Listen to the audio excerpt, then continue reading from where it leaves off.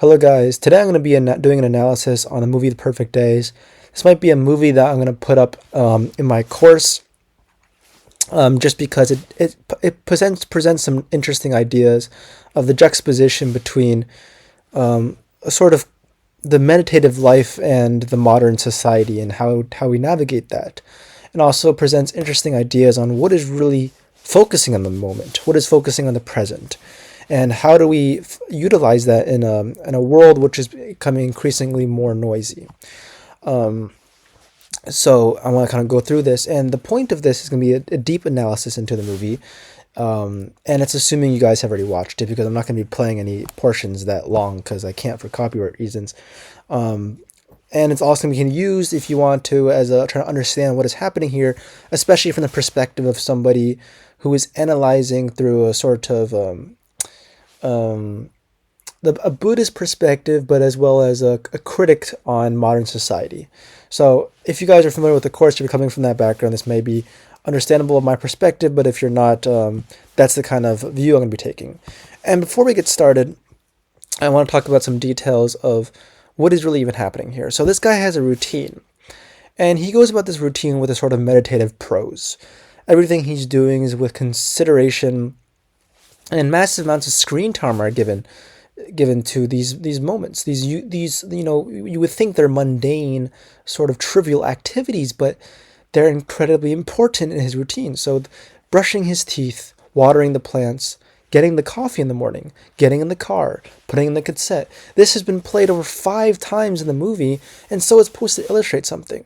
But from the modern perspective, it's like, okay, that's stupid. Why do you care about that stuff, right? But then the interesting thing here is that it is exactly giving these small things your attention.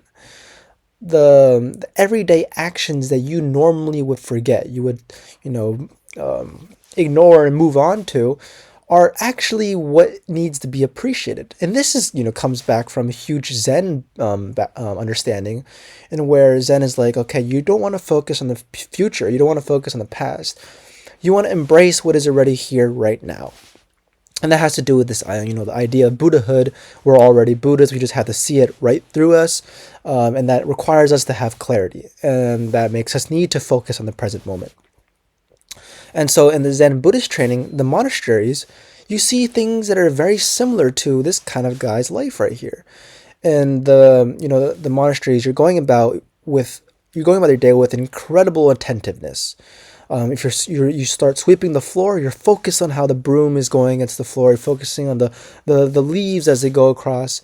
As you're raking the leaves, the gravel and the yard, trying to show that idea of non-duality and emptiness. You are going about with the intense concentration, and this is like permeated in the culture around Japan, as many people often have a huge amounts of attentiveness and concentration on the things they're doing.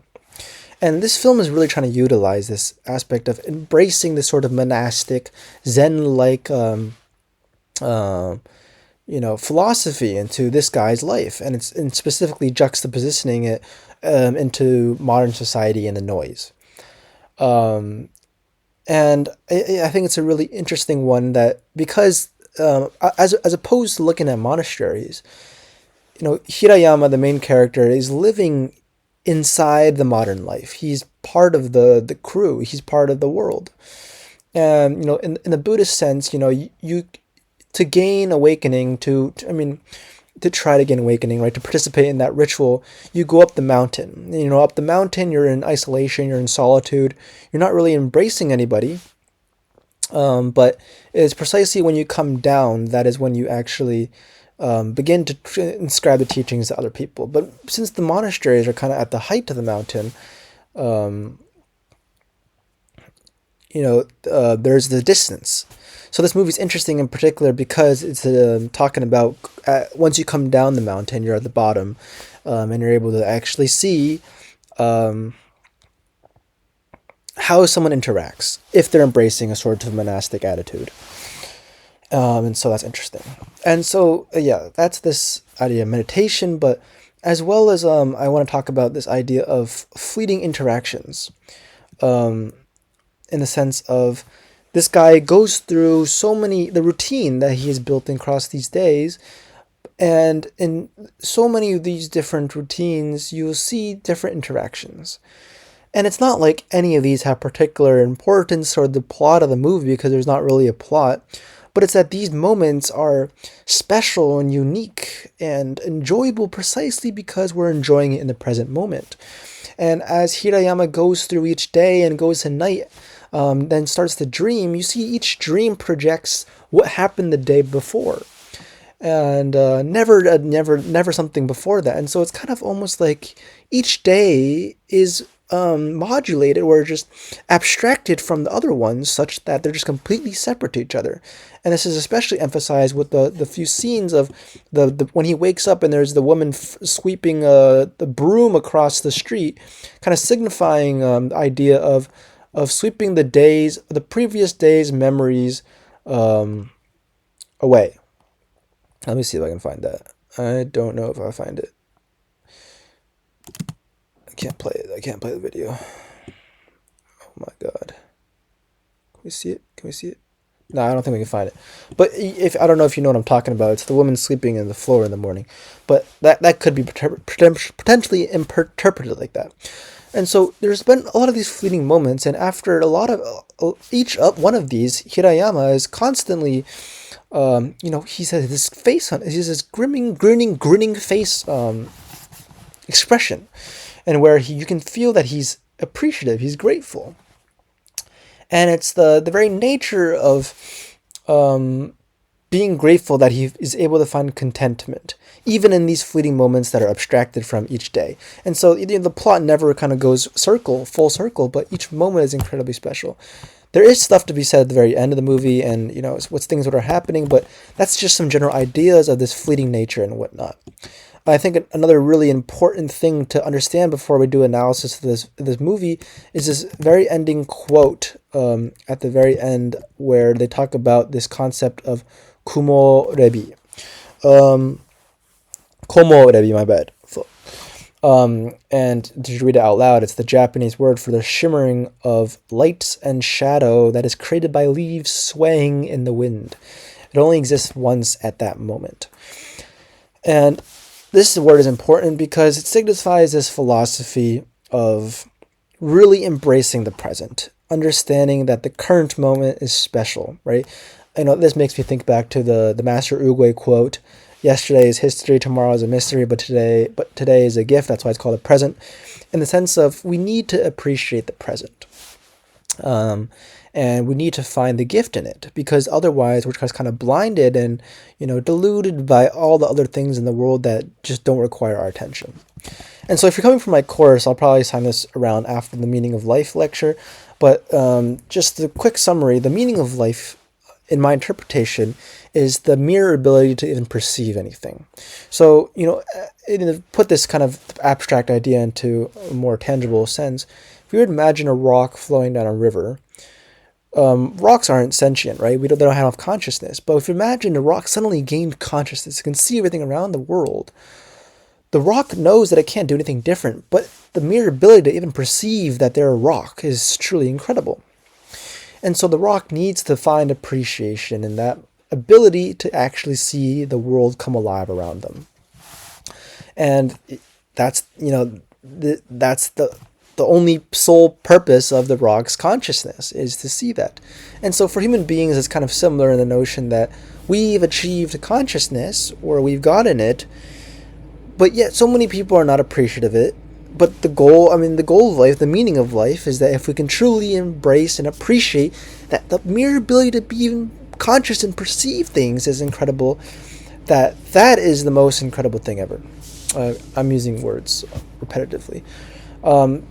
This is like, we can corroborate this with kind of what Albert Einstein said about those who can't stand wrapped with awe of the mysteries of the universe are as good as dead. In the sense that if somebody doesn't even understand that the very notion of being in awe at the mystery of the world, which is perception, we are not living at all. And this movie will kind of go into talk about these ideas and these sort of stories that there is, especially in this very end part. which I spent some time trying to analyze. But right before, when the movie ends, he has this scene where he's talking to this old man, and he's asking the old man, or the old man just saying that what used to be in this plot of land, right? What? And then he says, "Oh, it is because of old age that we." That's what it means to be old. You forget what was there. You forget what actually happened. And this is juxtaposed by the kind of the antithesis of that with this dying man. Right, this guy has cancer, and I think the most powerful quote he says here is that, like, we die not knowing so much. We die not knowing so many of the mysteries of the universe. And this is interesting, right? Because here we have a juxtaposition of focus on the past and then the focus on the future. And the future one I'll talk about first, but this notion of this guy is about to die, so his time horizon, in the sense of how long he knows he's going to be living, has significantly shrunk. He knows he's about to die, and in those moments, our whole entire interpretation of life changes. We stop thinking about the future because there is no future, and we're forced to think about what is even happening now. And the thing is, most people cannot do this. Most people will spend their entire lives thinking about the future. What am I going to gain from that? What am I going to gain from this job? What am I going to do with my, about this money? Or am I getting a good college or something? And they'll never actually think and appreciate the future. But when someone knows about someone who knows that they're about to die, they have this rare opportunity to bring back the focus to the present, where they can begin to question what is even happening now. And so this guy is able to do that in this moment. And he's thinking to himself, okay, there's so many things I don't understand. He asked this question of, do shadows become darker when they overlap? And I think this signifies this curious quality that he hadn't had before, because it's so, it's a random question that people would not ask otherwise, but because he's about to die, he gains the curiosity to even question it, right? This was a matter in the present moment. These things are the things that we should be curious about in the present moment. The mere ability to even be a perceiver of the world means that we have to stand, in awe of everything. And with awe, naturally, by definition, it means that we have an inclination towards wanting to approach it, wanting to understand it more. And someone with awe in the world will want to try to, inch their way towards understanding what is even the beauty of perception. And so this is kind of what's happening here, and this guy is finally moving back to the present moment and embracing this idea of, wow, the present, there's so much things to be asked, so many things to be considered. And this is especially important in this movie because this is the only person who's showing this notion of going from the future to the present. Everyone else you see represented in the movie can be seen as focused on the future, right? Okay, I skipped to a very good part, but this guy, right, his coworker, is worried about women, right? He wants money. He's on his phone while working. So, he's kind of in that digital age. He's working in that sense. This woman here, right? He didn't even think she's in divisive nature. She's not able to appreciate the variability of the very source of love towards everybody and compassion towards everybody. She ignores she ignores the janitor. She wipes the child's hands and walks away in a sort of discriminatory attitude. The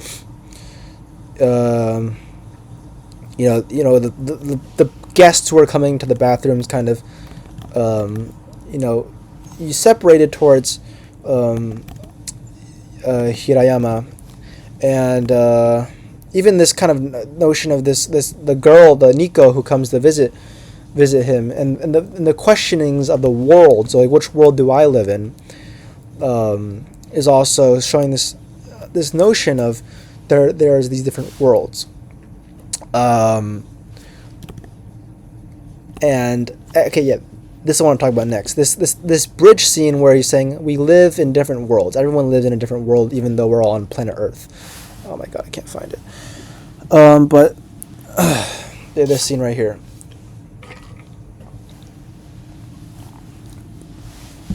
But Nico asks him, right, which world are we living in?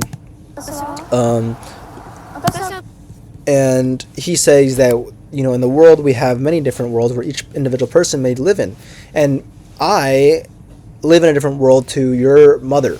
And And this is kind of inferring to this idea of he's living in this world of, well, he's choosing his own path, and the path that is the sorts of this meditative quality. It's almost like a monastic life, and Nico's mother is living in the rushes of the modern day society and capitalism and greed and such on, so forth. But this is important because the thing we talk about the mountain and coming down the mountain. He's living in the modern world, and so he's constantly surrounded by people who are living in a different world than he is. And so that's why this ending character is important, because this is one of the first times someone's coming down and coming to appreciate, oh, the present is immaculate. The present is truly wonderful, and there's so many questions to be asked about it. Because everywhere else in the movie, that's just not seen. Everybody else is working in that other world. Everyone is following the sort of delusional desires of the culture that is presented in our current society. And so, this notion of living in different worlds is important. But let's talk about this juxtaposition here. So, in the previous scene of the old man saying the past, we like becoming old is forgetting the past, and then Hirayama stands there and he spends a while thinking. He looks contemplative. I don't know how to skip ahead without playing the video. Like, he looks contemplative, right?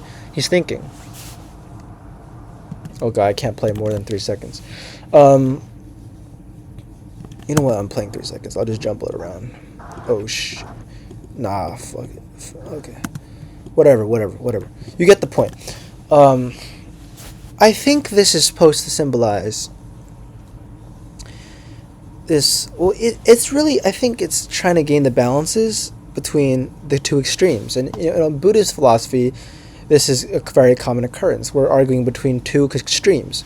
In the Nagarjuna's emptiness argument, we're arguing towards ultimate truth and relative and conventional truth. And the earlier sorts of I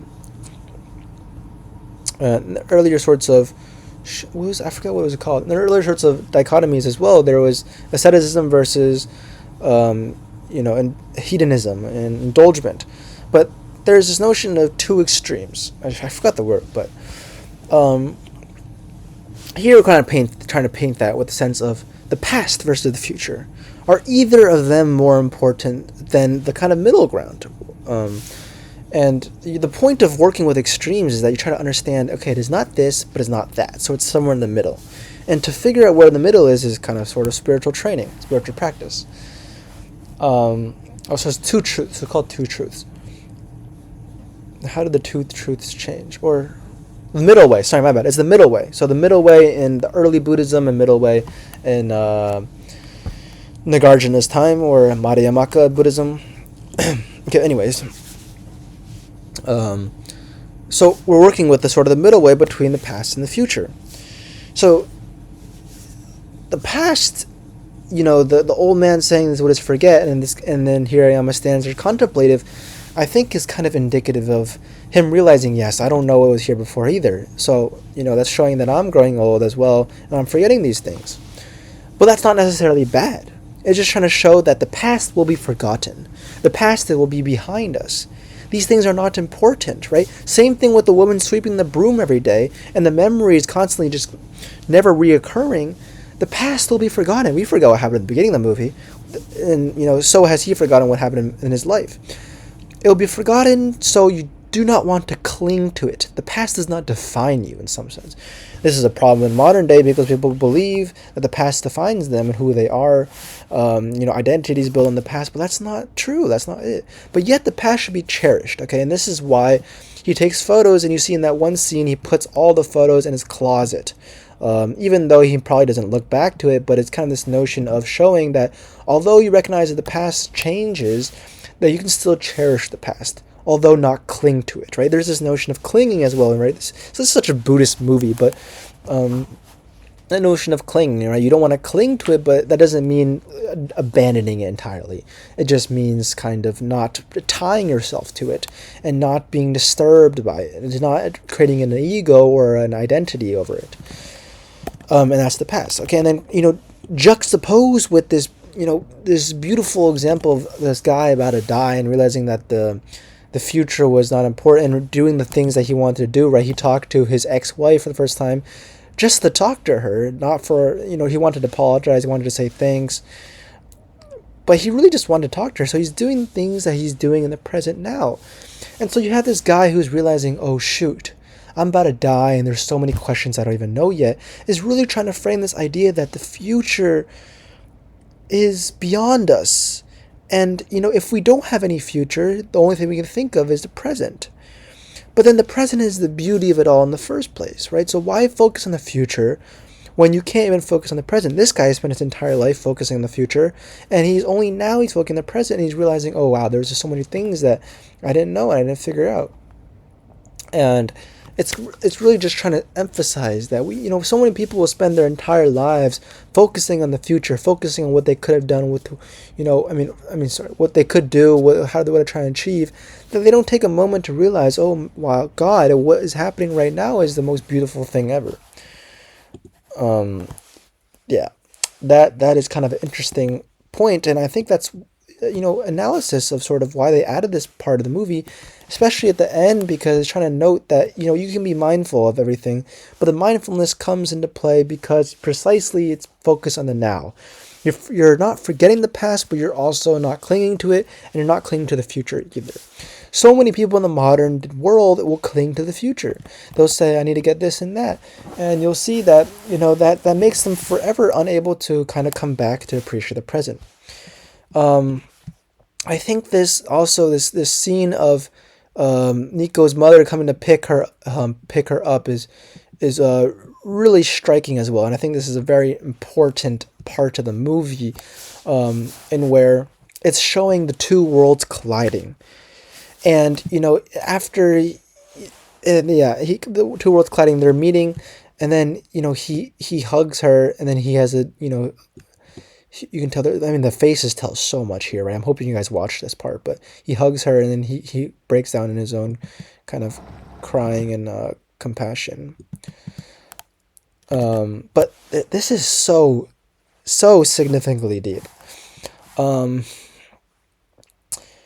colliding the two worlds, right? He said earlier, me and your mother are in two completely different worlds. And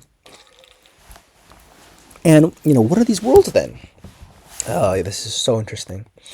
One of the worlds, which is what Here I Am is living in, is this sort of the contemplative world. He's maybe been through something, but he's realized, okay, I'm missing out on the whole point of life now with whatever I'm doing before.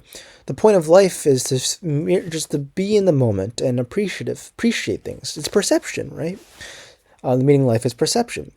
And he finds that through, what other people would assume to be dirty work and, unrespectable work, but he finds that through doing the meditative work of cleaning toilets.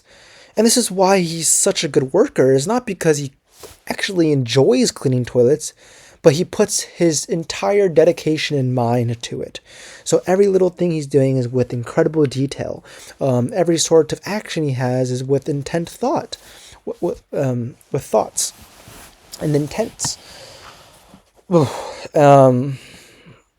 And so he's respecting the moment. And it doesn't matter if he's cleaning a toilet or he's a chef or working, as long as he's able to be fully in the moment, he's achieving his goal of, embracing and appreciating the moment. This is why you see him also embrace this sort of ascetic life.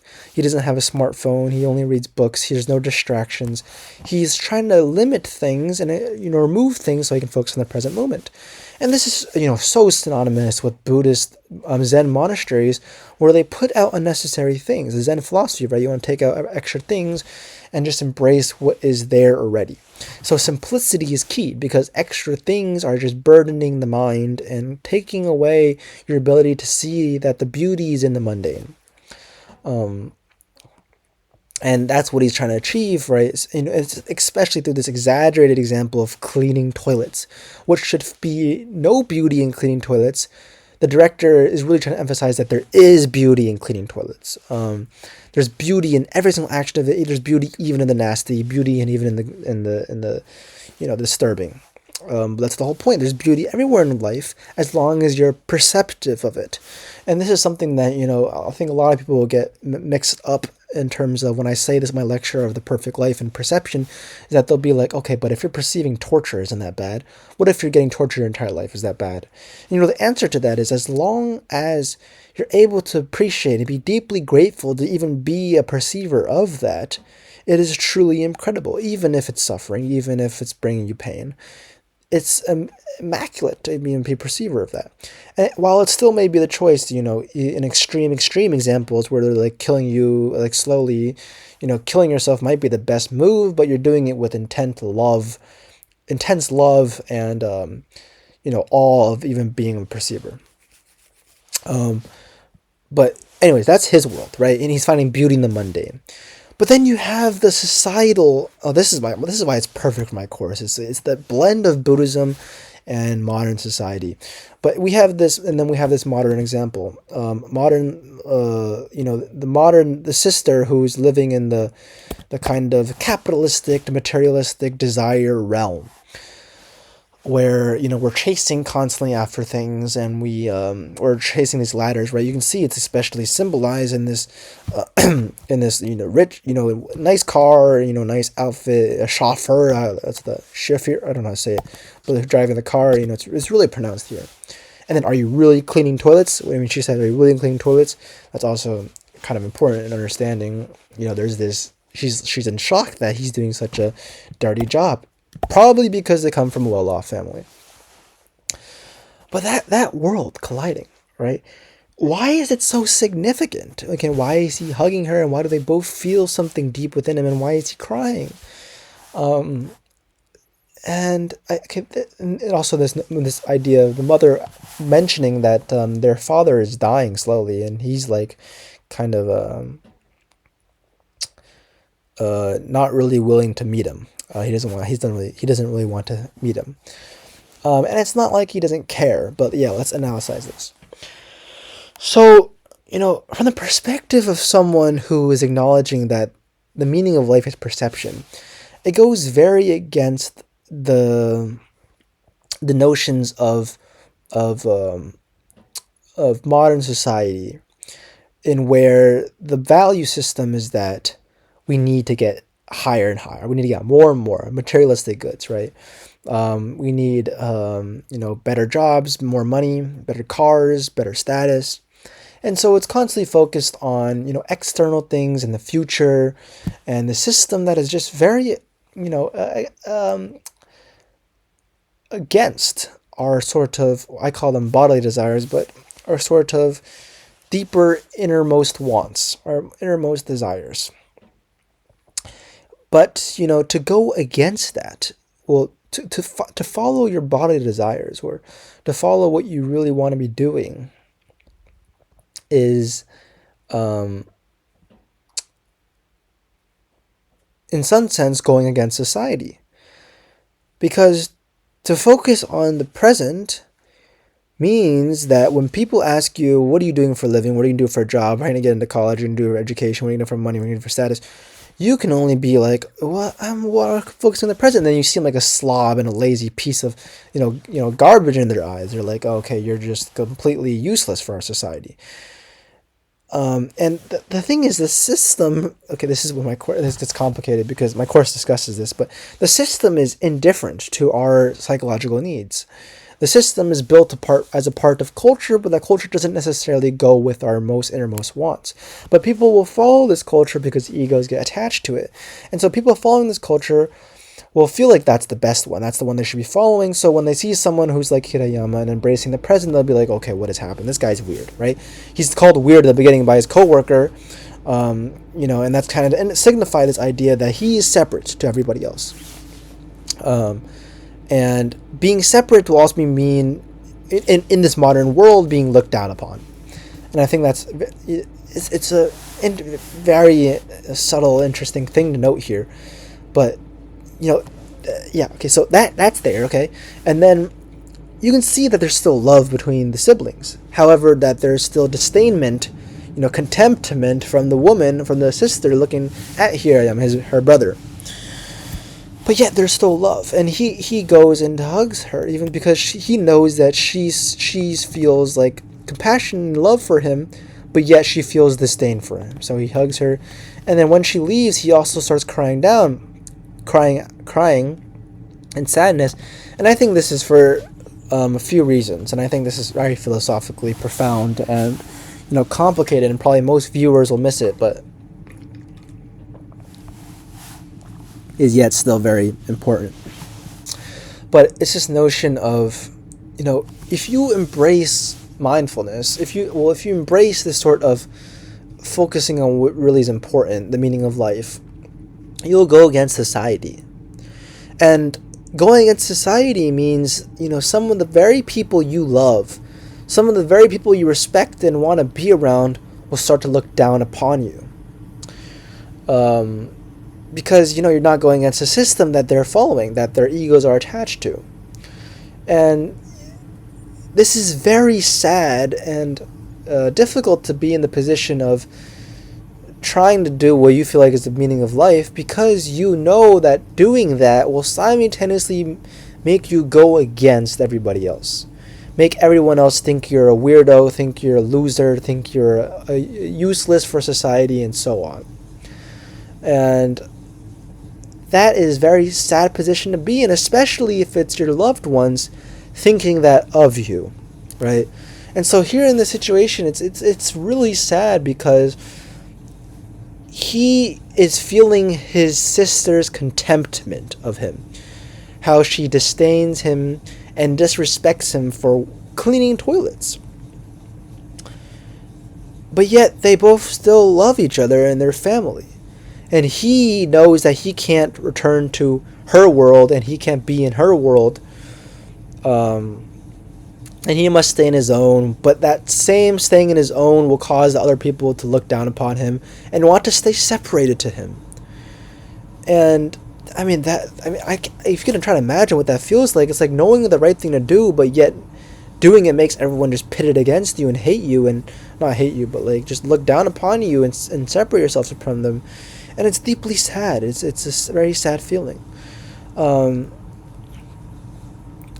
I think this can be also related with the visiting the father argument, because he may care for his father, but I know this might be hinting at the past, but maybe the father did something or has huge disdainment of his children not being rich or very successful, and he doesn't want to bring negative affect towards the father who's about to die, because he knows that if he says that he's a toilet cleaner to his father will just his ego will be hurt, and he doesn't want his father to die with a hurt ego.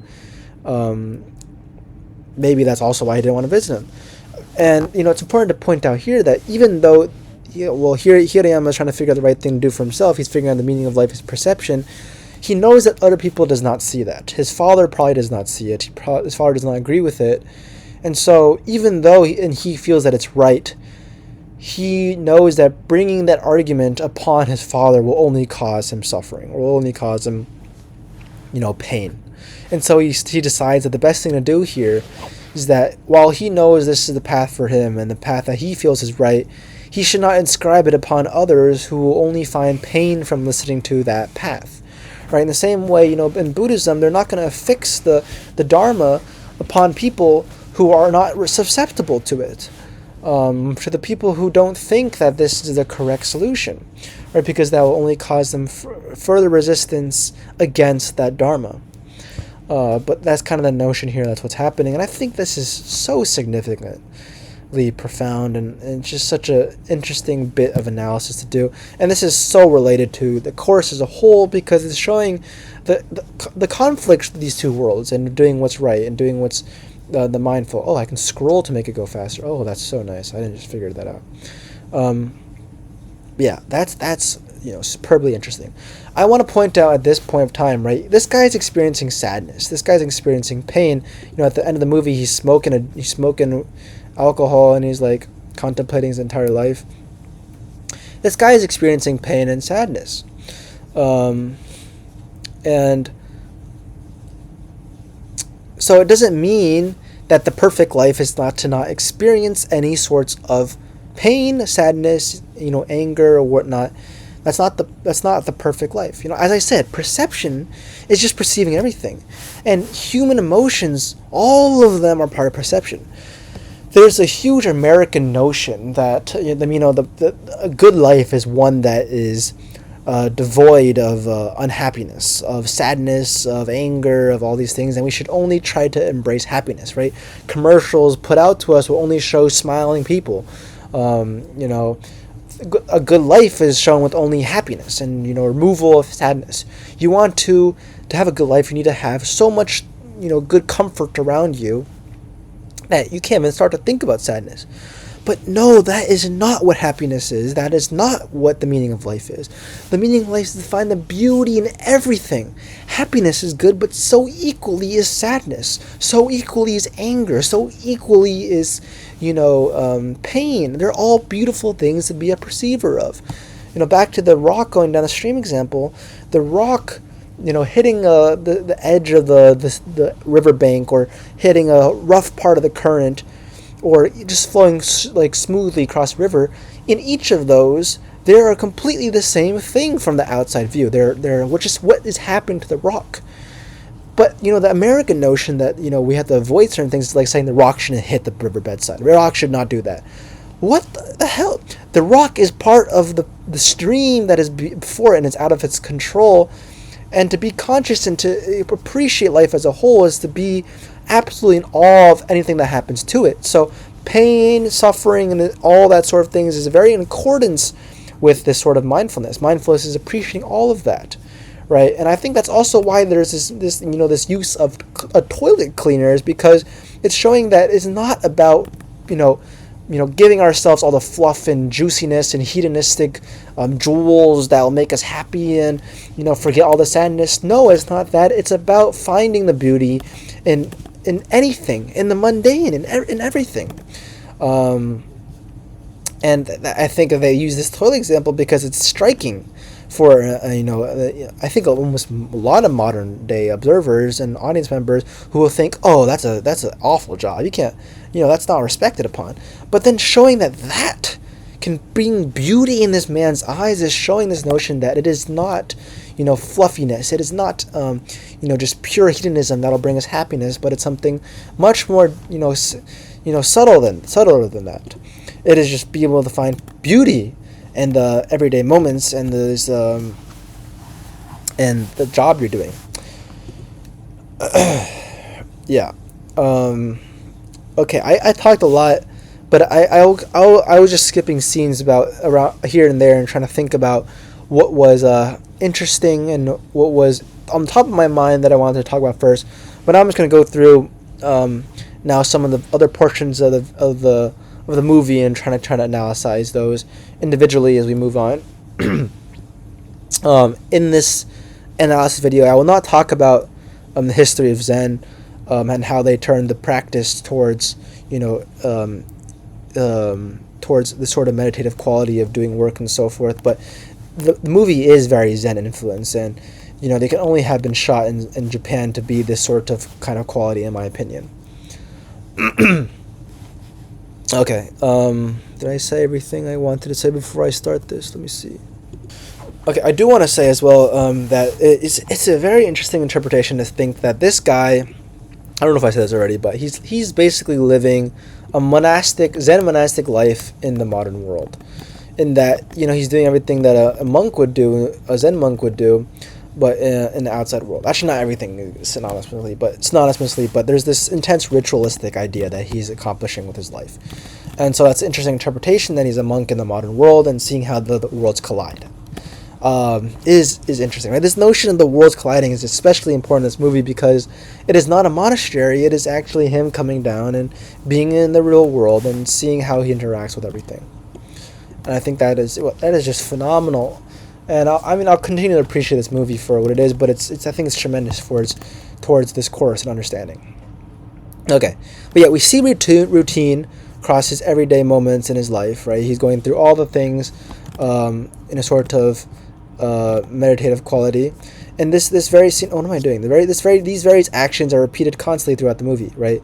And I think we have like literally 10 minutes of watching him do this routine, but yet it's incredibly beautiful and amazing to watch, precisely because the movie is trying to make us in awe of this notion of how incredible it is to just be attentive to the current moment, right? So we can watch 10 minutes of him doing all these things, but because he's attentive to every single different thing, there's a sort of meditative quality to every certain thing. It's incredible, and the audience is feeling that too. I think this is also symbolized when in examples of the Japanese bartending. We have these Japanese bartending videos where this people report what? I'm thinking of the Hiroyama. Yeah, this guy Hiroyasu. My bad.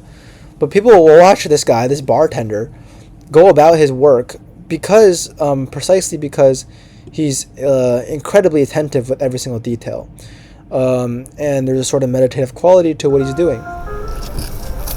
And I've fallen myself into loving sort of Japanese sort of Zen philosophy in the sense of focusing on every single detail and action, precisely because there's such beauty to be seen through. I wonder if this is overarching my voice. I'll turn it down a little bit. Okay, is this too quiet now? Okay, I'll move it up here. Precisely because there's such beauty to be seen in just focusing on the current moment, and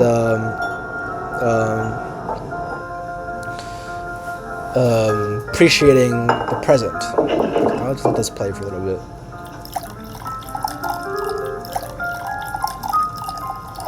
Anyways, there's such beauty into seeing that. Like, so many people are like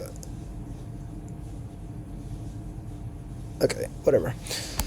But there's such beauty in seeing the meditative quality of actions, and so Japan does that, but so many other countries don't do that. American movies, you won't even see them care about these subtle, mundane things of putting things in these places, and this sort of this vibe of caring about the small things and what you're doing, every little small thing. But here in Japanese culture especially, it's very cared upon, very attentive on every single detail, and there's a beauty of watching that actually happen. There's a beauty in watching people see and appreciate the present moment.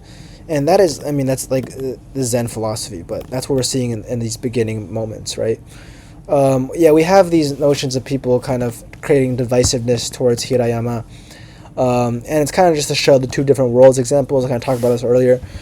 So this notion, this woman who's kind of creating this divisive nature, he's recognizing that he's looked down upon by everybody, but yet he has compassion for everyone in the world. Like, he's helping this little boy, he feels love towards them, or he's constantly in sort of a compassionate state of wanting to help other people, whatnot, even though he's being prejudiced upon, and people are not looking upon him very nicely. And it's because the love, where's the love coming from? The love is coming from being in awe of just being able to perceive, and when you're in awe of being able to perceive, you can only have love for perception. So everything you witness throughout the very days is going to be incredibly profound, and you only achieve that when you begin to realize that the preciousness is in the perception. If you think that other things are more important, then you'll not realize that the very ability to perceive is incredible. You won't have awe towards it, and you won't have love towards the world. That's sort of like logical in that sense. My course talks about that a lot more. I'm just briefing through it because just working through kind of my explanations. But anyways, we have that. His routine is picking up trees. That's just part of his routine in the sense of meditative quality and profound respect towards. Okay, that's no profound respect, just a routine thing. But he does have profound respect towards everything around him. As you can see, he's asking the permission from, I believe it's the Shinto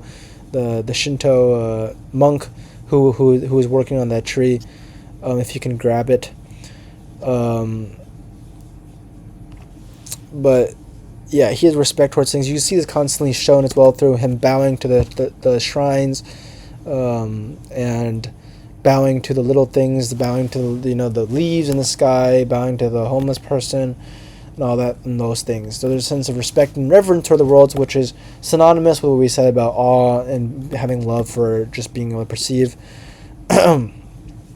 One bit of this, I think this homeless person idea is kind of we have to analyze this a little bit as well.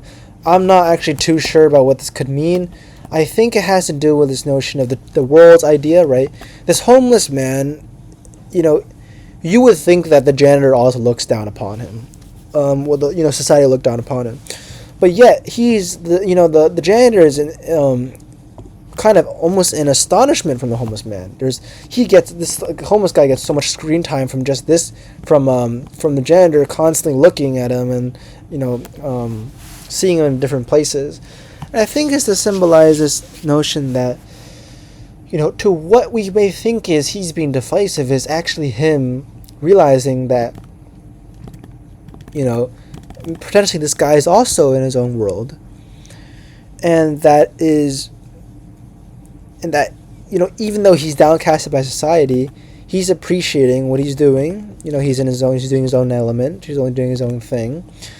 And, there's beauty to be seen with that. Instead of thinking of him as an individual who is prejudiced and who should think of him as worse than other people, you have to see him as someone who's living in a world where he is finding his own thing. He's doing his own thing.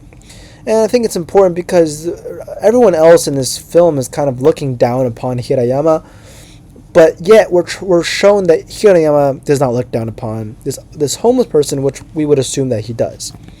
But that is not actually happening, and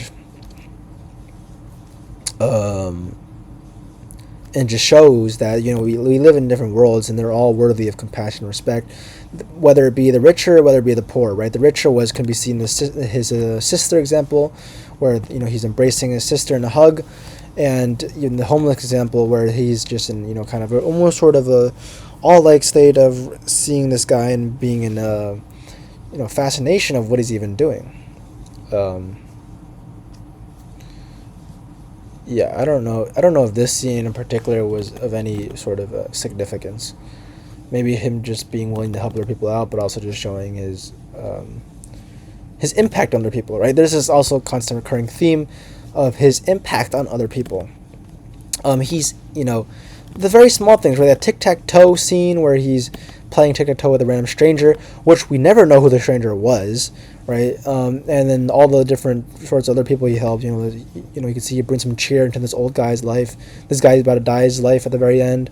Nico, and then the cassette girl, and even the izakaya, the bar owner, who the bar owner appreciates probably this guy's stoic presence and his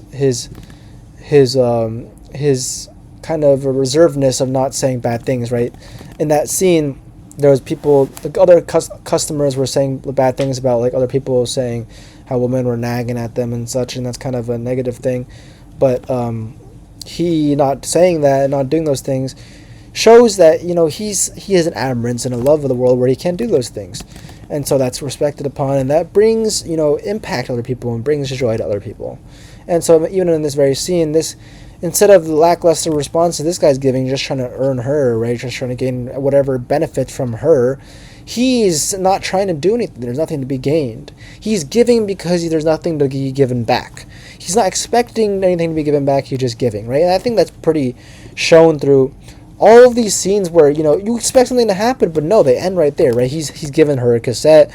He gave Nico a book. They play tic-tac-toe, but even know who played tic-tac-toe with. This guy you're probably never going to see at the very end. But yet, he's helping all these people. He's getting nothing in return. In the modern world, you'll think, oh, shoot, he's losing something here. He's getting the worst end of the deal. He's getting the shorter end of the stick. But no, he has compassion and love for the world because the very ability to perceive it is incredible. And so he can only give to the world because the world is immaculate in the first place. Our notion of wanting to be greedy is a byproduct of the society, the delusional desires that are created that make us want to, take things from other people and gain things and think of things in terms of materialistic transactions. But the very reality is that if you find beauty in the world, you don't need any of that. You can only give to other people. And that's shown through all these scenes of the giving. And in the tic-tac-toe scene, I think especially, because we never even know who is benefiting, but he's benefiting people, he's helping other people, and he's making impact on other people, and it's not even seen, right? I think that's incredibly important, and that's trying to show that if we find mindfulness in the world, if we're able to just appreciate everything as it is, if we're able to appreciate the present and just be in awe of the world, it's not a selfish thing at all. It's not us kind of reclusing into our own hole and being a hermit. It is actually making profound influences upon other people.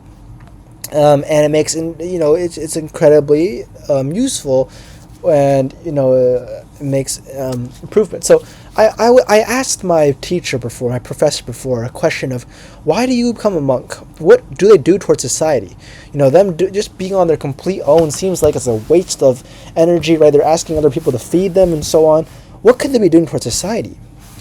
But then my professor said, to ask that is to question, what is the meaning of life then? Because if I was previously assuming that you had to do something, like build a business or make a lot of money to be good towards society, that's going against the point. Why do we assume that the culture that we have now of materialism and capitalism is the good? Why is it the meaning of life? Why can't the meaning of life be instead to bring love into the world, right? And to be a source of compassion and spreading this sort of better human nature of ourselves into other people. And so from that conversation with my professor, I realized that what is actually being achieved in spirituality and religion is actually incredibly profound, because they are trying to dabble with something of a deeper truth of our human natures, and working against the sort of delusional desires of our society. And in doing that, they can only bring joy to other people. And that's shown from Hirayama, who's embraced this sort of the monastic life sort of little bit type of thing, and he's making tremendous benefits upon other people. Right? Even this, I forgot about this extreme example, but he gave this guy money so he can go to this woman's bar to work on his hedonistic desires. That he gained nothing from it. He never got the money back, right? This guy had quit his job on him and continue his suffering, but yet he's helping him with giving him money that he's probably not expecting anything back in return for something that even might not be the best of cause. This is an interesting thing in terms of, if we analyze it from a Buddhist view, because giving the money isn't necessarily a good thing, because the money is used towards a hedonistic end, but it's still showing that he's giving things and not expecting things in return, and potentially this giving is like helping him, his coworker in whatever sort of journey he's in right now, in some sense. But I think that's debatable and arguable in terms of the Buddhist perspective and even my perspective, in the sense that is it actually better for him in the sort of compassionate view for Hirayama to give him the money, because the money is not going to help him in his sort of understanding of the truth or whatnot. But I guess it still shows that he's willing to help other people out, and not expect anything in return, because this guy doesn't give anything in return. But this guy's Hirayama. Oh, look at that! He's still smiling even though he just gave away hella money. That's like funny. And he breaks down with no gas, and he has to go sell his cassette. But yeah, he's fine, right? You see, he sleeps and he goes about his day, and wakes up the next morning. He still wakes up with sort of appreciation of looking at the sky. This recurring motif of looking at the sky, which is meant to show a sense of admirance, of awe, right? You see the scene of him looking up. This is only indicative of his, awe-like attitude towards the world, and understanding that everything around him is beautiful. But yeah, that repeats a lot. But that's kind of what I think it's what it's about. But yeah, he gave away hella money, but he's still kind of appreciative of all that things. Okay. Oh my God, there's so much analysis in this movie.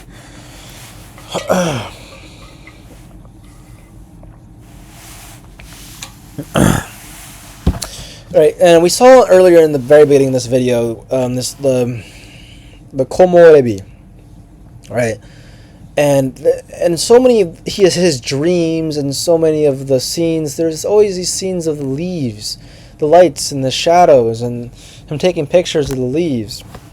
And I think it's all really to emphasize that he's finding the beauty in the komorebi. He's finding the beauty in the transient ephemeral states of being that is happening from the lights and the shadows shimmering, and he's finding the beauty in that present moment. And so that's emphasized to us as the audience member so many times because it's meant to show us that, oh, what is good there? What good is there to be seen in the leaves? But actually, the beauty is to be seen because, the changing of the wind and the leaves and the shadows are so ephemeral that they're only things to be in awe of, things to be awestruck by.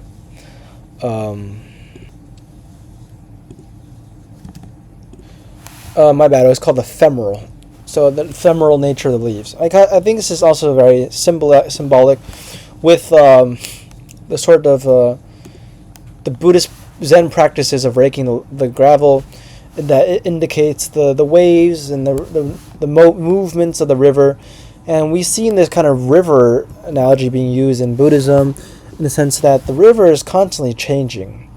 In Siddhartha by Hermann Hesse, there's this notion of while Siddhartha is watching the river, he realizes that, the river at each part, there's never the same molecule of water. Everything is constantly changing. And the beauty is in the present. The beauty is in the very ability to even perceive that the water is flowing. And it's kind of shown here with seeing the leaves. And the leaves is kind of this, is what, Hermann Hesse tried to use the river as an example, is what, in this movie, the leaves are being used as an example. The leaves showing the transient, ephemeral nature of the world, and the river also shows the ephemeral nature of the world through, not the same particle being shown every single time. Oh my god, I just got so scared from something over there. Oh my god.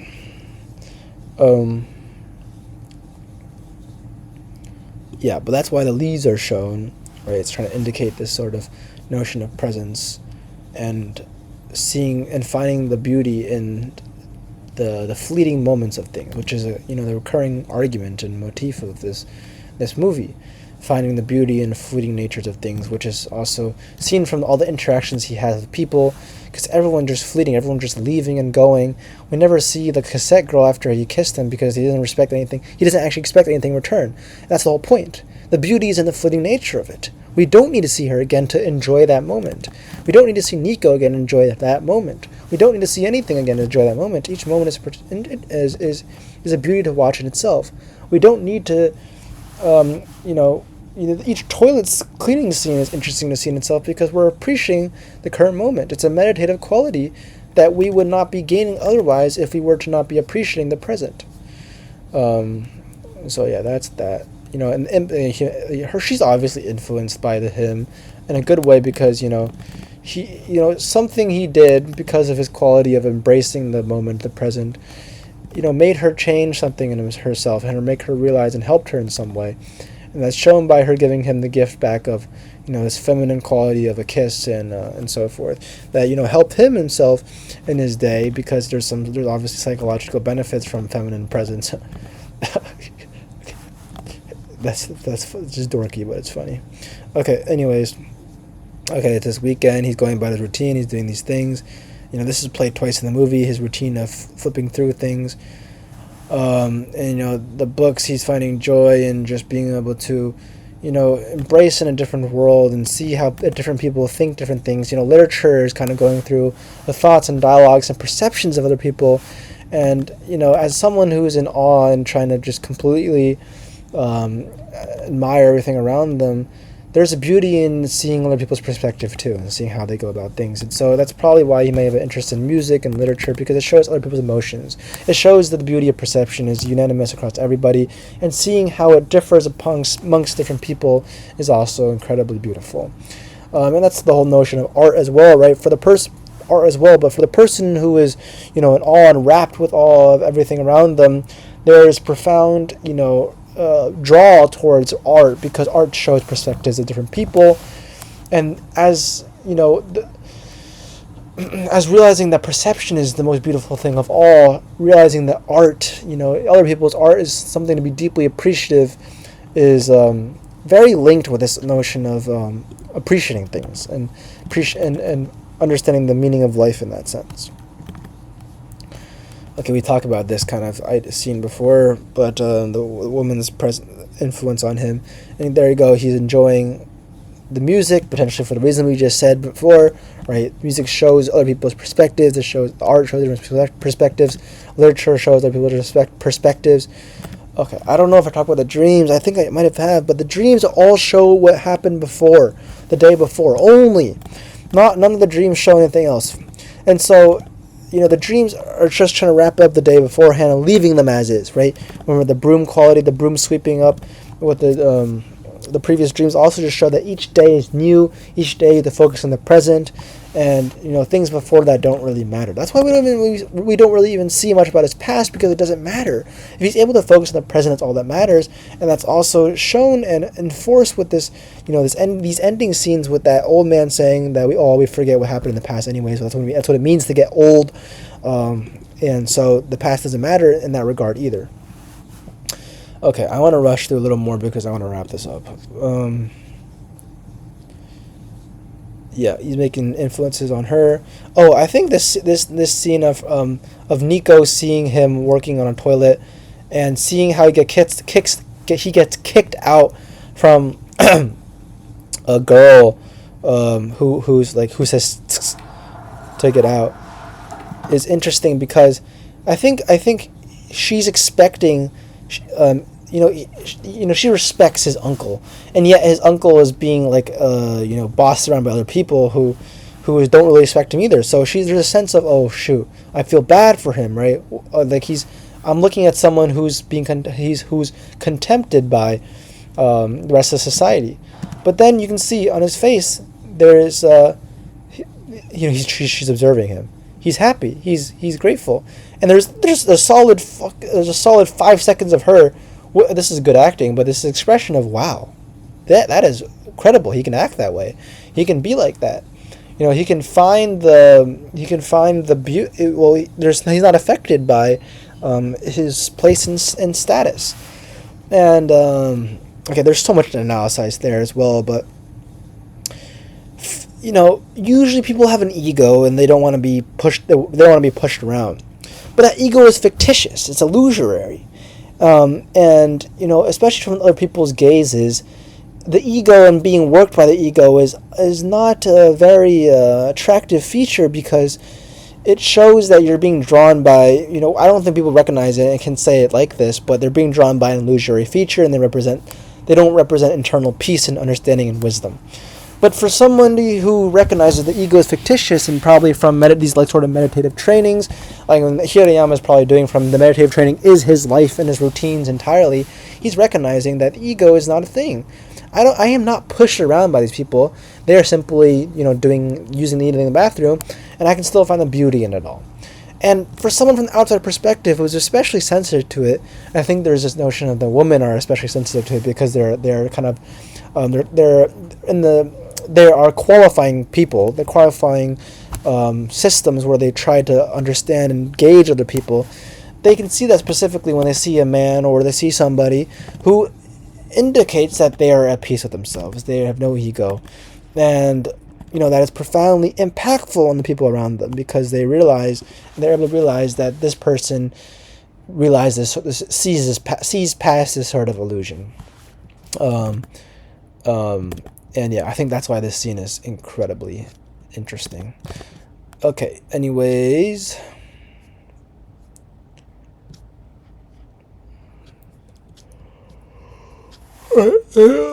If she's even motivated now to help him clean what she didn't do the day before, maybe if he was to show that his job was not respectable, he was pushed around, he didn't enjoy his job, she wouldn't have the inclination to want to help him clean.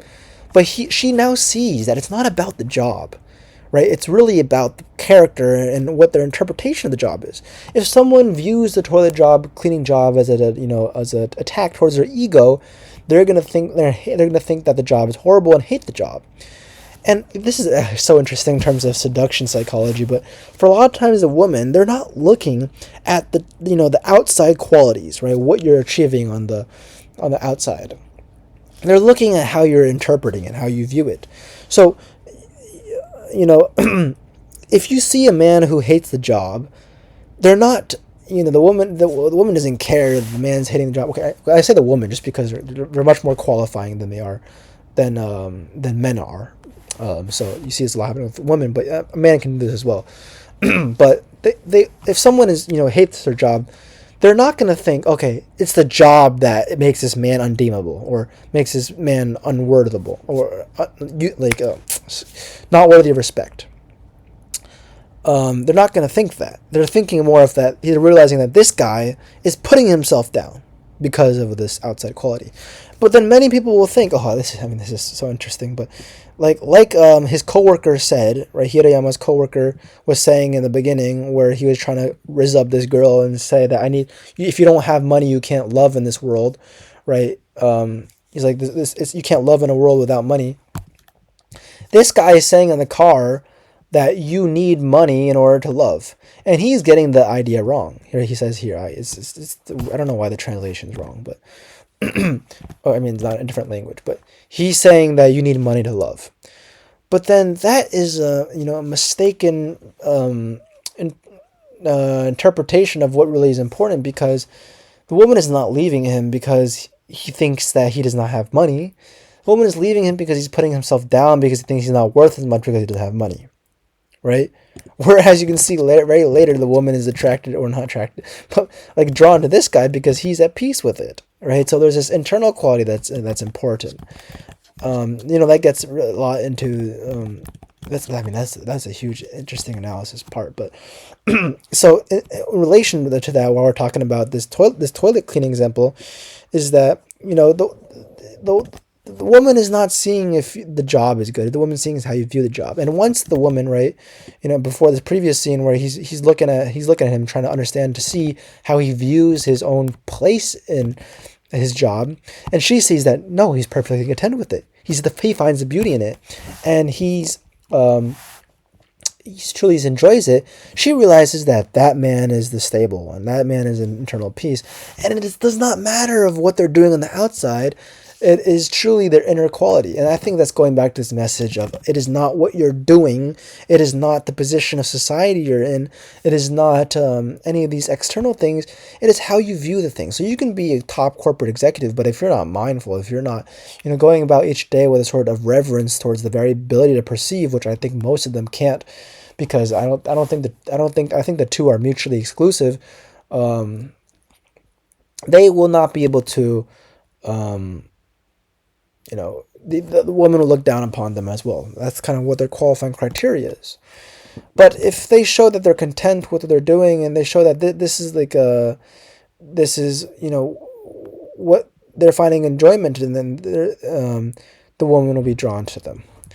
And that's interesting in the sense of that this movie also uses a lot of women who are kind of drawn to him, because I think women are the qualifying people who will try to see, is a man deemable of his quality or whatnot. Men usually aren't, because men are doing their own thing. They're they have their own mission to satisfy. But the women are qualifiers. So the women are the ones who are kind of analyzing and looking at Hirayama and seeing, is he really suffering from his lower position of status and classes, or is he completely fine? And we see time and time again that he's completely fine, because these women are deeming him as in some sense attractive, not in the physical sense, but you know what I mean. He's attractive in the internal sense. But yeah, that's interesting, and that's using this kind of little bit of seduction psychology to analyze the sense of why are women being used to show that he's at peace with himself, and his toilet job is actually not what's important, but it's more of his internal stance towards it. But I think the women do a really good job to show that it is really not about the job you're doing, but it's about how you view it. And I think that earlier example with the coworker and this woman who later kisses him is a good indication of that, and a good way of showing what I even mean by that sense of how deeming somebody's ability to understand the sort of truth of themselves and be separated from their ego, and to embrace the world in admirance and in awe and so forth. Anyways, let's keep on going. Let's see if we can get through this. Oh, closely done. I don't know if I'd be showing all this stuff, guys. I'm gonna be fair with you, hold on, I'm gonna close my screen for a second. I'm gonna try to get through this stuff. Okay, we get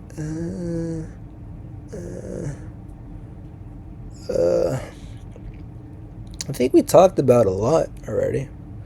We analyzed the ending scene as well. Oh shoot, we have to get this last part. Okay. We'll get into this last part. So after he talks to the ending guy, he smiles on his way back, like usual after every single interaction. And then we have this most moving scene of the entire movie, where this guy has this sort of look of his usual giddiness, but also a sort of contemplative sadness and worry and bittersweetness in his life. And this is wow, it's profound, but there's a lot to say about it. But I'm growing tired, but I'll work on it to say this stuff. But when you go to appreciate the present moment, you understand the current moment is the most incredible thing ever. Perception is beautiful. You see beauty, right? But you will also see suffering in the world. You will see all the people around you who seem to be blind to the very notion of the present moment being beautiful.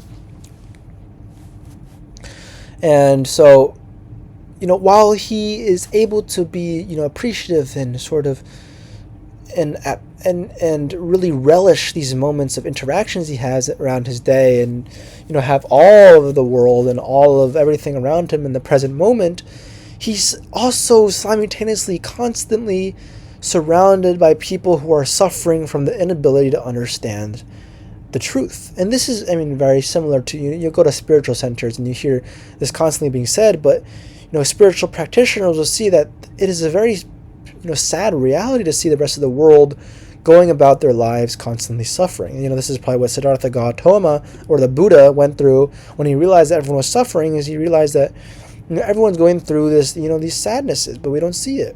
And so here is the state of that. He's this kind of own monk in his own world, who's able to see the beauty in the world, but also simultaneously realizes that there's so much suffering. And I think this idea of the guy who's about to dying man, shows him that there is this, change. People want to be in the moment, right?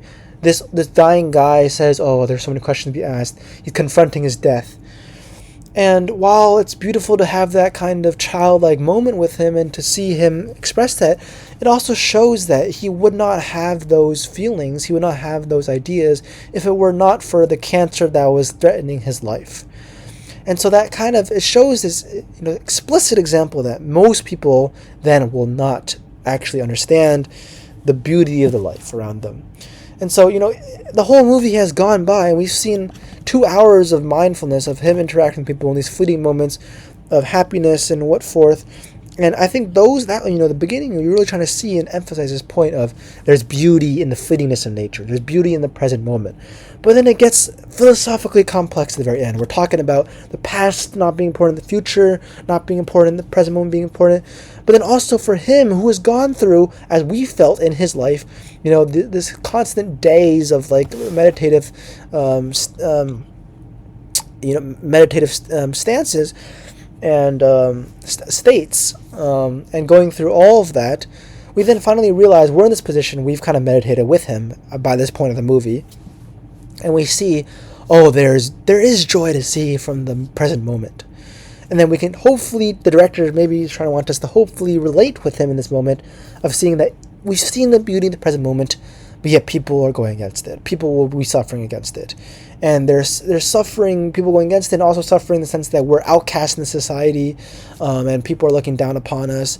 And the optimal life, the perfect life, is one which people will look down upon, and that people are kind of will be fleeting. That's sort of the sad reality of it. People aren't able to see that.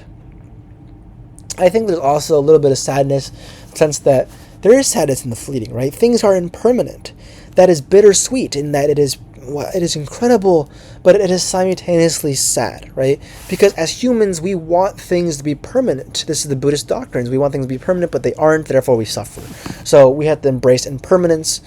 And, to do that, it's kind of difficult because it's to recognize that things will leave and go. We have to detach from it. And that could also bring us a sense of sadness as we're seeing things that we value deeply, leave the grasps of our hand and leave the grasps of our attainment. And that also can add in this kind of potion, this mix of feelings that he's feeling at the very end. I don't want to play this, but this is a beautiful scene. I mean, I assume you've watched the movie, but this is just an incredible piece of acting and showing the complexity of emotion that you have here. And I think it also very it relates with the other references in the sense of J.D. Salinger's Glass Family and the depiction of Seymour, who committed suicide after seeing a child say this boy was very pretty or something. This was just a very innocent, childlike moment, but it showed him such profound beauty in the world that was in the mix of all this suffering and all the blindness. There's a little bit of beauty, and that beauty sent him over the edge and it made him commit suicide. And it's kind of synonymous with this because he's realizing, there's beauty in the world. There's so much things around me that is worthy of awe and admiration, but yet everyone's blind to it. And so I'm the only person who's able to see this world that everyone cannot see. And what could I do? You're so lonely. Everyone's suffering. You're just constantly surrounded by people suffering, and you can't do anything about it, right? You're surrounded by people who are being slowly, squeezed to death, but yet you can't do anything about it, and it's so sad. But at the same time, you realize it's so beautiful. And that's what you also hear. There's so much at spiritual centers where they say the same thing about when you gain to higher levels of spiritual attainment, you realize the world is sad, but yet it's so beautiful, and it's kind of being captured here. It's such a powerful emotion, but it's so philosophically complicated that I think most viewers will just not be able to understand, or at least put it into words. So hopefully, my analysis of this helps you try to understand this, and I welcome any questions because this is very difficult stuff to work through. But I think this movie, really works through this stuff, and I am very moved by this movie, and I want people to see it. I want people to rewatch it. I want people to understand the nuances of it and see it back to their own life and see what is so beautiful about it. But anyways, he's doing this also while simultaneously listening to his music, which is showing perception, is showing other people's perception, and this glaring sun is a symbol of just beauty as well, right? The glaring sun is just a beautiful thing to see at because colors are different, everything is interesting, it's not the same, direct harsh sunlight, and so that's also beautiful to look at. That's why sunrise is beautiful to look at, sunset beautiful to look at, because it's just different. And perception is beautiful because we're going to see all sorts of different things. Anyways, I think that is it. Hopefully I didn't forget anything. I think this quote is very important at the very end, so make sure you have saw that. I think this can be used to analyze the whole movie, right? Because they show this idea of fleeting nature. Okay, but we worked through a lot of things. Hopefully this was helpful. I'm probably going to be using this as an assigned movie in my course, just because there's so much stuff to look at, and maybe I'll assign this video as well. But I'm filming this at 2:22 a.m. on my winter break, and I just spent 1 hour and 20 minutes sitting here doing this all, and I bet, guys. See you later.